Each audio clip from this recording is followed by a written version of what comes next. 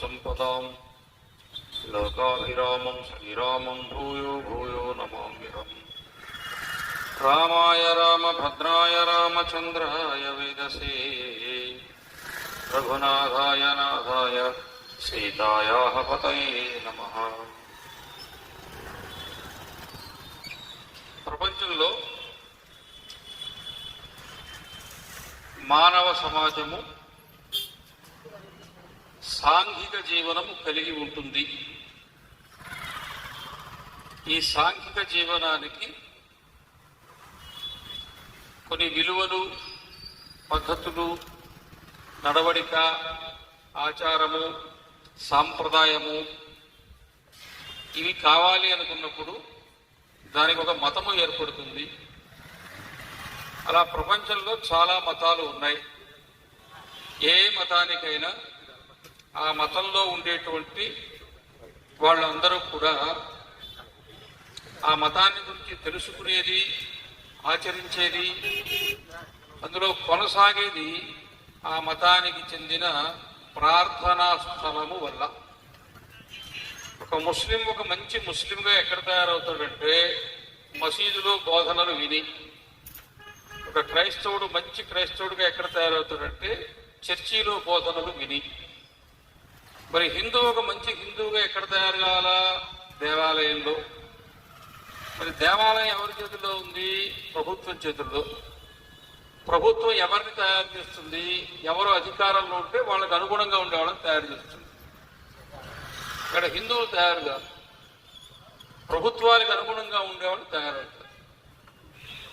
కాబట్టి హిందువులుగా ఉండాలి కాబట్టి, నా ధర్మాన్ని నేను స్వేచ్ఛగా ఆచరించుకోగలగాలి కాబట్టి, నా మతము నా ధర్మానికి సంబంధించిన అవగాహన కలిగిన వాడిగా నేను జీవించాలి కాబట్టి, నా మతానికి సంబంధించిన కేంద్రముగా దేవాలయం ఉండాలి కాబట్టి, మిగతా మతాల మీద లేని పెత్తనము నా దేవాలయం మీద కూడా ఉండవద్దు అని నేను అడగాల అనుకుంటే తప్ప లేదు.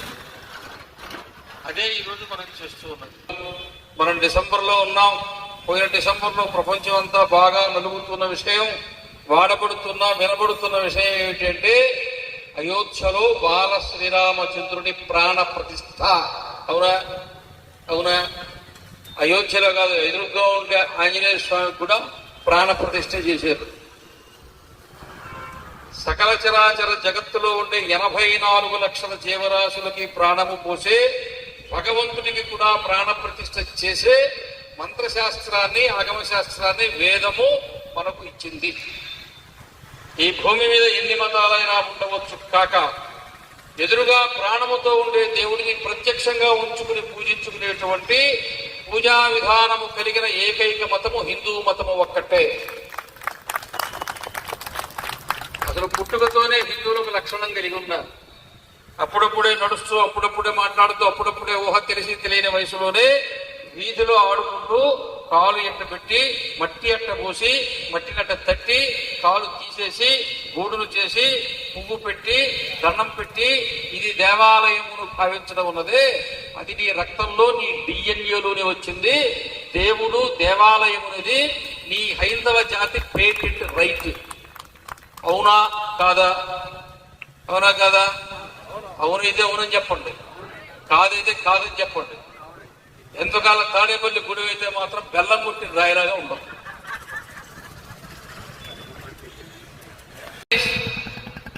రోజు ఉదయం 1 గంట, సాయంత్రం 1 గంట నేను దేవాలయంలో పోయి కూర్చుంటానని చెప్పే మనిషి కావాలి. దేవాలయం నిర్మాణము చేయడం అనేది సంవత్సరం పని. కానీ దేవాలయం నిర్వహణ అనేది ఆచంద్ర తారార్కము ఉండే పని. దేవాలయాలు సూర్య చంద్రాదులు ఉన్నంత వరకు ఉంటాయి, మనం ఉంటాం. తర్వాత వస్తారు, తరాలు మారిపోతాయి. అందుకని ఎక్కడెక్కడైతే దేవాలయాల్లో సమయం ఇచ్చి అంకిత భావంతో నిజాయితీగా ఎక్కడ ఎవరు మనిషి కూర్చుంటాడో అక్కడ దేవాలయం కలకలలాడుతూ ఉంటుంది. ఎక్కడ అర్చకుడు గౌరవించబడతాడో దేవాలయం బాగుంటుంది. ఎక్కడ అర్చకుడు నిష్ఠతో పూజ చేస్తూ ఉంటాడో అక్కడ దేవాలయం బాగుంటుంది. అర్చకుడికి శ్రద్ధాశక్తులు ఉండాలా, అర్చకుడి పట్ల మనకు గౌరవం ఉండాలా, అర్చకుడి కుటుంబం కూడా 3 పూటలా భోజనం చేసే స్థితిని హిందూ సమాజం కల్పించాలా. అవునా కాదా? అవునా కాదా? మనం ఆలోచించామా? ఈ రోజున గ్రామాలు తీసుకుంటే 80% గ్రామాల్లో అర్చకులు లేరు. ఎందుకు లేరు? సంవత్సరానికి ఒక 5 సంవత్సరానికి ఒకసారి 5 లక్షలు దండేస్తుంది, వినాయక చవితి చేసేస్తుంది. 1 లక్ష వినాయకుడికి 4 లక్షలు ఏం చేశారు నాకు తెలీదు, అయిపోయిన తర్వాత బావాకు పోతుంది. అవునా కాదా? అవునా కాదా? మధ్యలో దేవుడి పేరుతో రికార్డింగ్ డ్యాన్స్. మా చిన్నప్పుడు రికార్డింగ్ డ్యాన్స్ అంటే ఊరు బయట ఎక్కడో తోపుల్లో పెట్టుకునేవాళ్ళు. ఇప్పుడు ఏకంగా ఊరు మధ్యలోనే పెడితే. 30 ఏళ్ల క్రితం రికార్డింగ్ డ్యాన్స్ పెడితే మగోళ్ళే చూసేవాళ్ళు, ఆడోళ్ళు చూసేవాళ్ళు కాదు. ఇప్పుడు గ్రామాల్లోకి పోతే ముందు 3 వరుసల్లో ఆడోళ్ళు కూర్చో ఉంటారు, వెనక 3 వరుసల్లో మగోళ్ళు కూర్చో ఉంటారు. వీళ్ళకి సిగ్గు లేదు, వాళ్ళకి సిగ్గు లేదు, చేసేవాళ్ళకి సిగ్గా. రికార్డింగ్ డ్యాన్స్ చెప్పకపోతే వచ్చేసారి నువ్వు ఏం కావాలి? ఆ 10 రోజులు ఊళ్ళో కనపడకూడదు. దీన్ని ఎవరు మార్చాలా? ఈ మనస్తత్వాన్ని ఎవరు మార్చాలా? దేవుడి పేరుతో ఈ పనికి మాలి పనిచేసే వాళ్ళ మనస్తత్వాన్ని ఎవరు మార్చాలా? ప్రతి గ్రామంలో పంచాయతీలో ఉండే సెక్రటేరియట్, పంచాయతీ సెక్రటేరియట్ సచివాలయం, ఆ సచివాలయంలో ఒక విభాగం పెట్టి రికార్డింగ్ డ్యాన్స్ విభాగం ఒకటి పెట్టి ఒక మనిషిని పెట్టండి. 4 నెలలకు ఒకసారి డ్యాన్స్ చేసుకోండి. దేవాలయంతో సంబంధం వద్దు, కావాలంటే స్టేట్ గవర్నమెంట్ బడ్జెట్ ఇచ్చినా నాకు సంబంధం చెప్పుకోండి.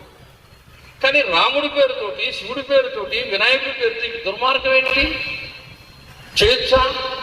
తప్పు కదా, పాపం కదా. అందుకనే వారు రావట్లేదు కదా. రావాల్సినప్పుడు రాకపోయా, అక్కడ లేనప్పుడు వచ్చా, కోత పోసుకుంటే వర్షాలు వచ్చా, చేతికి వచ్చిన పంట పుట్టుకోబోయా. అవునా? ఇప్పుడు ఏంది ధనుర్మాసం? ధనుర్మాసంలో వర్షాలు వస్తాయా? ఏదో మబ్బులు మాయలుగా ఉంటుంది, మంచుగా ఉంటుంది, చలిగా ఉంటుంది.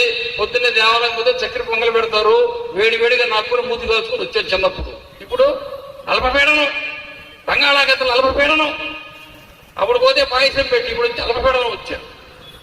తమిళనాడులో లేచిన అల్పపీడనం విశాఖపట్నంలో వాన కురుస్తున్నది. ఎందుకని? రికార్డింగ్ డ్యాన్స్ పెట్టిన పాపాన్ని. అవును, నువ్వేం చేశావు? దేవుణ్ణి పల్లకీ మీద ఎక్కించుకు పల్లకీని భుజాన మీద పెట్టుకుని పోసినంత కాలం ఊర్లో చెరువు నిండా నీళ్లుండే. చెరువుని ఏమంటారు ఇంగ్లీష్ లో? ట్యాంక్. అదేనా? ట్యాంకేనా? శివుడినో, రాముడినో, వినాయకుడినో భుజం మీద పెట్టి పోసినంత కాలం నీ ట్యాంకులో నీళ్లుండే. అవునా? నువ్వు ఆయన ట్రాక్టర్లో పెట్టి ఊరంతా తిప్పావు. అదే ట్రాక్టర్ ఒక ట్యాంకర్ను కలిపి దేవుడు కూడా నీకు ట్యాంకర్ నీళ్లు పంపిస్తున్నాడు. ట్యాంకర్. వర్షంలే, చెరువు నిండదు, సాగర్ నిండదు, పులిచింతలు నిండదు, పులిచింతలు నిండదు, పోలవరం పూర్తి కాదు, నీళ్లు రావు, పంట పండదు, పండితే కొట్టుకోబోయా. కారణం ఏంటో తెలుసా? మీ తాత మా తాత కోలాటం వేశాడు, మనవడు వచ్చాడికి రికార్డింగ్ డ్యాన్స్ వేసాడు. వాడు బాగున్నాడు, వీడు పోయినాడు. అవునా కాదా? అవునా కాదా? చెప్పాలా వద్దా? చెప్పాలా వద్దా? సమాజం మారాలా వద్దా? సమాజం ముందు మనం మారితే ఏ ప్రభుత్వానికి దేవాలయాన్ని వాళ్ళ దగ్గర పెట్టుకోవాలన్నా అంత గొప్ప ఆలోచన లేదు. ఎందుకో తెలుసా? దేవాదాయ శాఖ మంత్రిగా ఎవరు మంత్రి అయినా తర్వాత ఎప్పుడు ఎవరు మళ్ళీ మంత్రి కాదా? అర్థమైందా? ఆ మంత్రి కాదు, ఆ తర్వాత ప్రభుత్వాలు కూడా ఇబ్బంది పడ్డాయి. 2005-06 ఆ ప్రాంతంలో దేవరయాంజాల్, అక్కడ మన హైదరాబాద్ పక్కన సీతారామచంద్ర స్వామి భూములు అమ్మేస్తే దాని మీద పెద్ద కుంభకోణం జరిగితే ఎంఎస్ సత్యనారాయణరావు గారిని ఎండోమెంట్స్ మినిస్టర్, దేవాదాయ శాఖ మంత్రి, చాలా మంచివాడు పాపం ఆయన రాజీనామా చేసుకోవాల్సి వచ్చింది. ఆయన అసెంబ్లీలో మాట్లాడుతూ ఏం చెప్పాడో తెలుసా? దేవాలయాలకు మన బడ్జెట్ లో ₹1 ఇవ్వము, దేవాలయం మీద పత్తనం చేయాల్సిన అవసరం లేదు, ప్రభుత్వం దేవాలయాలను వదిలేయటం మంచిదని చెప్పి అసెంబ్లీలో చెప్పాడు. ఇప్పుడు ప్రభుత్వం దేవాలయాన్ని వదిలిపెట్టేదానికి సిద్ధంగా ఉంది, ఇచ్చేస్తుంది. తీసుకునే మనిషి కావాలా? మీలో ఎంతమంది దేవాలయాలు కూర్చుంటారో చెప్పండి. దేవాలయం నిర్వహించాలా, బాధ్యత కావాలా, అక్కడ కార్యక్రమాలు జరగాల, లెక్కపత్రం చూడాలా, ఆభరణాలకు బాధ్యత ఉండాలా, డబ్బులకు బాధ్యత ఉండాలా, భూములకి బాధ్యత ఉండాలా, భక్తులతో బాధ్యత ఉండాలా, దేవుడితో బాధ్యత ఉండాలా.